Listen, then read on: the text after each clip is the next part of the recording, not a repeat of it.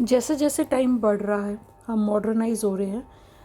हमारे पास कई तरह की मशीन्स आ गई हैं जो हमें हेल्पफुल होती हैं। लेकिन जब ये मशीनें नहीं थी या फिर मेरे पास वैक्यूम क्लीनर नहीं था, तब मैं अपने सामान कैसे समेट के रखती थी, तो वो आपसे शेयर कर रही हूँ।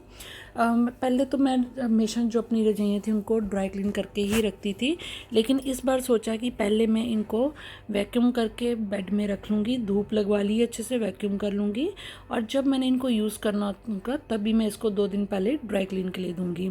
तो अगर आपके पास वैक्यूम क्लीनर नहीं है, जो कि हर एक के पास ऑब्वियसली नहीं होता है, तो आप क्या करें, आपके पास जो कपड़े धोने वाला ब्रश होता है, बिल्कुल सॉफ्ट ब्रिसल्स वाला लेना है। एक प्लास्टिक वाला आता है हार्ड वाला, वो नहीं लेना है। बिल्कुल सॉफ्ट ब्रिसल्स वाला लेके आप उससे भी अपनी जो क्विल्ट वगैरह जब ब्लैंकेट है उसको आप झाड़ सकते हैं। उससे भी बहुत अच्छा साफ़ हो जाता है, और वो एक आप अलग ही रख लेना इसी काम के लिए।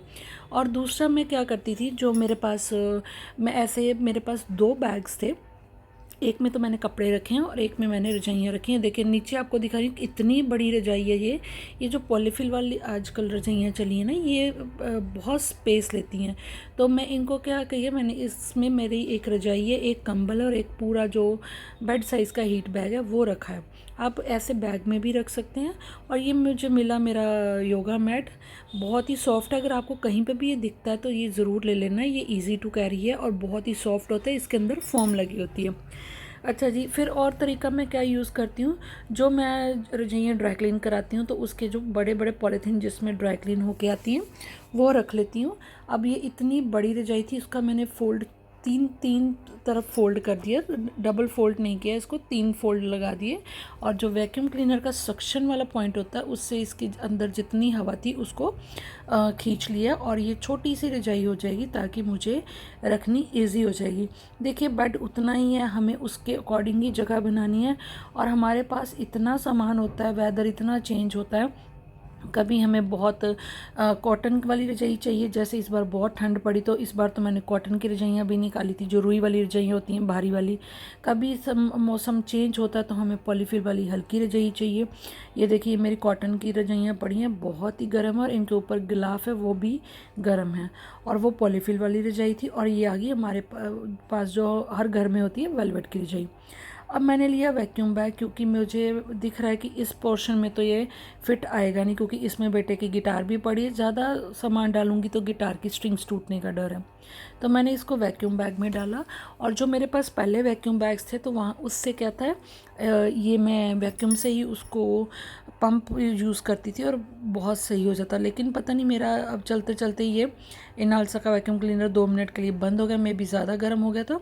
तो इसके साथ जो पंप मिला था उसके साथ मैंने किया, लेकिन मैं थक गई, और फिर मैंने वही अपना इलेक्ट्रिक जो इनालसा का है उसके साथ ही इसकी जो एक्स्ट्रा हवा थी वो निकाली, और ये सारा मेरा सेट हो गया। क्योंकि इसमें से जितना सामान था वो तो पड़ा रहा, और जो बाकी था वो भी मैंने सील्ड पैक करके इस डाल दिया। अब मैंने दूसरी तरफ खोला और इधर भी रजाइयाँ कंबल है। इतना हमारे पास सामान होता है कि हम जितना मर्ज़ी चाहे मिनिमलिस्ट हो पाए, लेकिन नहीं हो पाते। ये एक ये तरीका मैं यूज़ करती हूँ कि जो मेरी बड़े बड़े कंबल होते हैं उसको मैं पिल्लों में डाल देती हूँ, साथ में जो दूसरा पिल्लो होता है वो रख लेती हूँ। एक तो ये गुम नहीं होता और इनमें मिट्टी नहीं जाती।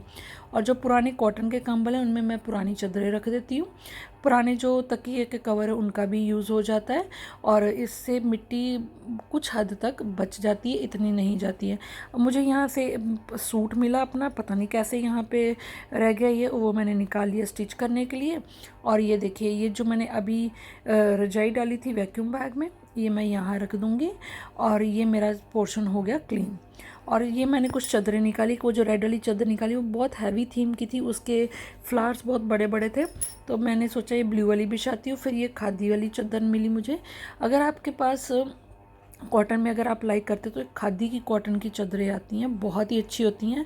इनके प्रिंट बहुत अच्छे होते हैं, इनके कलर बहुत अच्छे होते हैं, कलर नहीं उतरते हैं इनके। हाँ, ये कि इनके ऊपर रुई आ जाती है जैसे प्योर कॉटन पे आ जाती है, वो इसकी प्रॉब्लम ज़रूर है। वो आप जो लिंट रिमूवर है उससे रिमूव कर सकते हैं।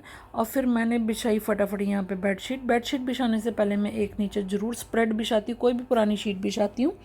उससे क्या होता है कि जो ऊपर वाली चादर है वो कम खिसकती है, वो फिक्स रहती है। अब कभी ये ट्राई ज़रूर करके देखना। और फटाफट मैंने बेड लगाया क्योंकि मुझे जाना था बच्चों को स्कूल लेने जाने के लिए। बच्चों के स्कूल स्टार्ट हो गए और उसके बाद मैंने आके उनको खाना वाना खिला के जितने मेरे बाकी गर्म कपड़े थे वो अलमारी में लगाए। आई होप आपका भी ऐसे ही दिन बीत रहा होगा। मौसम चेंज हो रहा है, अपना ध्यान रखिए, अपनों का ध्यान रखिए। मिलेंगे नेक्स्ट वीडियो में। Till then take care, bye bye and lots of love.